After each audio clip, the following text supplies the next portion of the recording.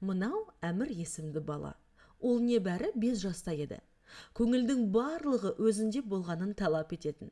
Әмір әртүрлі ойындар ойнағанды және мультфильмдер көргенді ұнататын. Ата-анасы оған жаңа ойыншықтар сатып алудан бас тартқан кезде ол үнемі ашуланатын. Әмірдің анасы мен әкесі зауытта ауыр жұмыс істейді.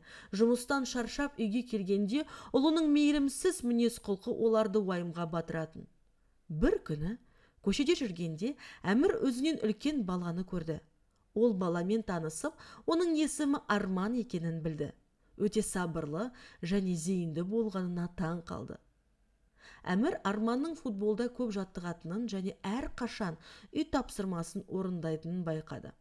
Әмір Арманның неге сонша тырысып жатқанын білгісі келіп, Арманнан ашық сұрауды жөн көрді. Арман Әмірге ата-анасы жоқ екенін және балалар үйінде тұратынын айтты. Бірақ соған қарамастан Арман әйгілі футболшы болуды және жақсы білім алуды армандайды. Әмір Арманның өмірден қалай ләззат алып, бәріне тырыса алатындығына таң қалды. Ол оқуға және ата-анаға деген көзқарасын өзгерту керек екенін түсінді. Әмір Арманмен танысқаннан кейін оқуға көбірек уақыт бөле бастап, спортпен айналысты. Ол ата-анасының өзі үшін жұмыс істейтінін және оларды құрметтеп бағалауы керек екенін түсінді. Әмір үйде анасы мен әкесіне көмектесе бастады, ал бос уақытын теледидарда емес, жаттығуларда және достармен өткізді. Әмір мен Арман ең жақсы достарға айналып, армандарын орындау бағытында бірге жұмыс істеді.